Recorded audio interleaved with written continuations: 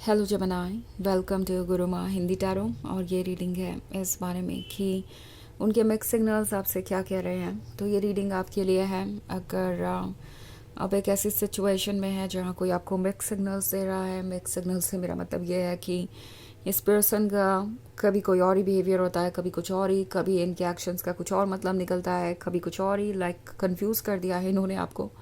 और आप सोच रहे हैं कि आप उनके लिए कहाँ स्टैंड करते हैं, क्या अहमियत है आपकी और कितना सीरियसली इस रिलेशनशिप को वो ले रहे हैं। तो ये रीडिंग डेफिनेटली आपको कुछ मैसेजेस दे सकती है, स्पेशली अगर उनके वर्ड्स और एक्शंस बिल्कुल डिफरेंट है तो।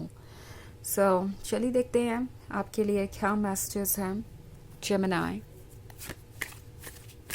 Messages for Gemini.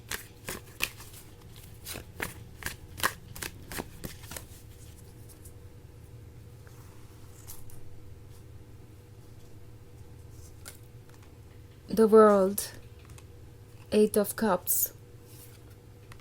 the Strength,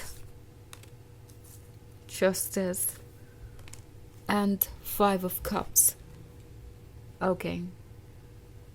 So हमारे पास है Eight of Cups.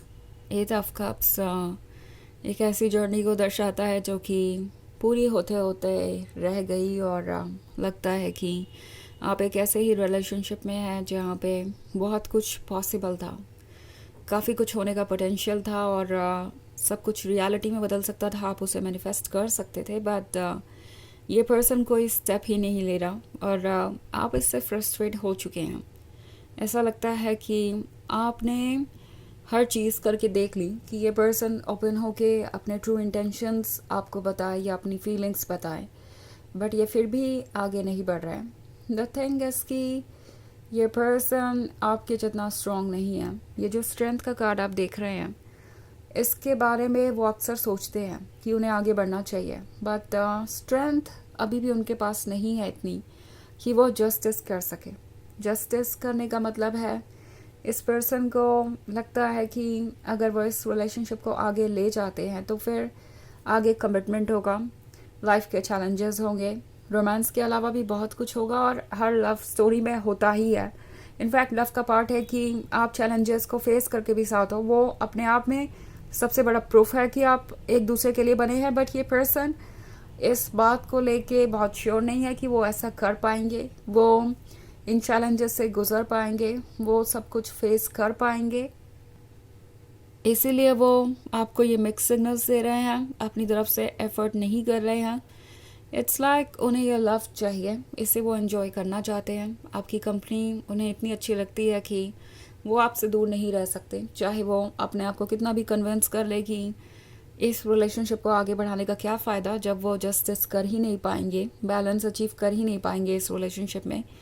तब भी वो आपकी तरफ चले ही आते हैं और उन्हें लगता है कि ये ऐसे चल सकता है, वो आपके क्लोज रह सकते हैं, आपका लव उन्हें मिल सकता है, अटेंशन मिल सकता है, भले ही कमिटमेंट मिले ना मिले या 100% वो आपका अटेंशन पाएँ या ना पाएँ, या एक परफेक्ट लवर की तरह वो आपके साथ रह पाए या ना रह पाए, उन्हें अटेंशन तो मिल ही जाएगा। सो इट्स लाइक चलो मेरा काम चल जाएगा, ये पर्सन तो है ही मेरे पास, and at the same time मुझे कोई चैलेंजेस फेस करने की ज़रूरत नहीं है, मैं अपने कंफर्ट जोन में रह सकता हूँ या रह सकती हूँ और ये रिलेशनशिप ऐसे ही वर्क करेगा। आई थिंक कोई अपने अंदर कुछ वीकनेस महसूस कर रहा है, विल पावर की कमी महसूस कर रहा है और इसी वजह से आगे नहीं बढ़ पा रहा और ये बात ये एक्सेप्ट नहीं करना चाहते। बिकॉज एक्सेप्ट करने से दो बातें होंगी, एक तो आप उन्हें वीक समझ लेंगे, उन्हें ऐसा लगता है, और दूसरा ये कि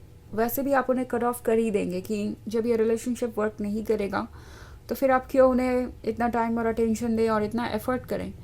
अब 5 of Cups का कार्ड है तो काफ़ी कन्फ्यूजन है, काफ़ी सारे रिग्रेट भी है। इस पर्सन को हर बार जब ये आपसे मिलते हैं इनके मन में आता है कि ये आपसे अपनी मन की बात कहें। जब भी आपसे इनकी बात होती है, ओके, चाहे वो कॉल पे हो, टेक्स्ट मैसेज में हो, या जब वो आपसे मिलते हैं, जब भी वो आपको देखते हैं तो वो सोचते हैं कि काश वो इस रिलेशनशिप को आगे बढ़ा पाते, आपके साथ लाइफ कंटिन्यू कर पाते। बट देन बहुत सारे थॉट्स उनके दिमाग में आने लगते हैं और वो पीछे हट जाते हैं। चैलेंजेस के बारे में, फ्यूचर के बारे में, और इसीलिए ये पर्सन कुछ कहता नहीं। और इस बात का पछतावा उन्हें हर बार होता है जब भी ये पर्सन ऐसा नहीं कर पाता।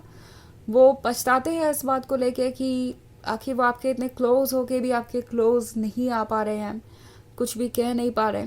ये चीज़ उन्हें सफोकेट भी काफ़ी करती है। ऑल्सो द वर्ल्ड का कार्ड है, तो इस पर्सन को पता है कि आपके आने के बाद उनके लाइफ में बहुत कुछ बदल गया। इतना कुछ बदल गया कि उन्होंने सोचा भी नहीं था कि वो इतने ज़्यादा क्लोज हो सकते हैं आपके। द वर्ल्ड जो चेंजेस लेके आया वो इनके लिए सरप्राइजिंग थे। ना सिर्फ एज अ लवर आप परफेक्ट लवर साबित हुए हैं, बिल्कुल उनके डिज़ायर्स जैसे, उनके ड्रीम्स जैसे, जैसे कि एक सपना जो उन्होंने कब से देखा था वो आज सच हो रहा हो। बल्कि उनके लाइफ में बहुत ड्रास्टिक चेंजेस भी आए, जैसे कि आप उनके लकी चार्म हो, जैसे कि आपने उनके लाइफ से कोई बहुत बड़ा सा ऑब्स्टेकल हटा दिया हो बस अपनी प्रेजेंस ऑफर करके। बहुत कुछ चल रहा है यहाँ पे। ओके और ये पर्सन अभी भी कंफ्यूज है क्योंकि वो प्रिपेयर्ड नहीं है फ्यूचर के लिए, अननोन फ्यूचर के लिए जिसमें चैलेंजेस हो सकते हैं, और इसी वजह से वो बार बार पीछे हट रहे हैं। ओके हालांकि ये एक जनरल रीडिंग है तो ये सबसे रेजोनेट नहीं करेगी, एनर्जी रिवर्स हो सकती है अगर आप क्रॉस वॉचर है। इसके अलावा अगर आप पिछले वीक की रीडिंग देखना चाहें या ईयरली रीडिंग देखना चाहें 2025 की, तो उसका लिंक आपको डिस्क्रिप्शन बॉक्स में मिल जाएगा हमेशा की तरह। चलिए आगे बढ़ते हैं और देखते हैं और क्या मैसेजेस हैं आपके लिए। Messages for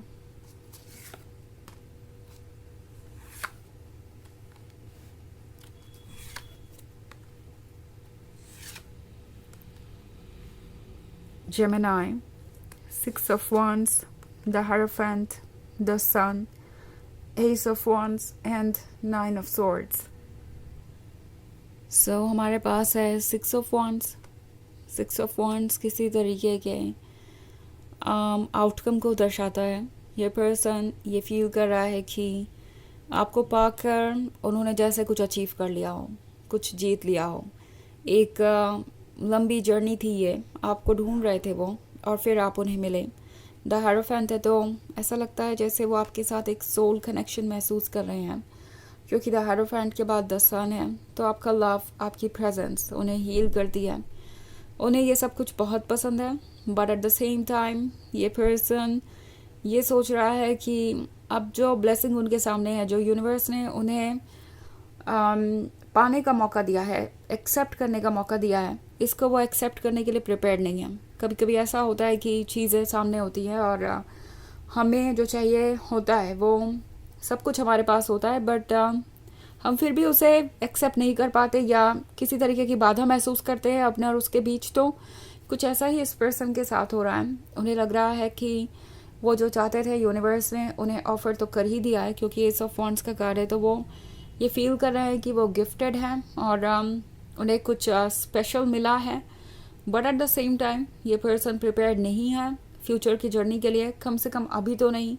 इसीलिए वो ऐसे सोच रहे हैं और आगे नहीं बढ़ पा रहे। नाइन ऑफ सोर्ड्स का कार्ड है तो ये पर्सन रिग्रेट कर रहा है किसी चीज़ का। उन्हें कभी कभी ऐसा भी लगता है जैसे आप सही समय पे उनके लाइफ में नहीं आए। ये वक्त ठीक नहीं है क्योंकि वो अपने इश्यूज और प्रॉब्लम से जूझ रहे थे और प्रिपेयर्ड नहीं थे आपको कमिटमेंट देने के लिए, और अभी भी नहीं है। सो इट्स लाइक वो सोच रहे हैं कि शायद ऐसा कोई परफेक्ट समय हो सकता था, ऐसा परफेक्ट दिन हो सकता था जब आप उन्हें मिलते और तब चीज़ें परफेक्ट होती। और यही बात इस पर्सन को कंफ्यूज कर रही है, जिसकी वजह से ये मिक्स्ड सिग्नल्स आपको दे रहे हैं। चलिए आगे बढ़ते हैं और देखते हैं आपके लिए ओरेकल मैसेज क्या है।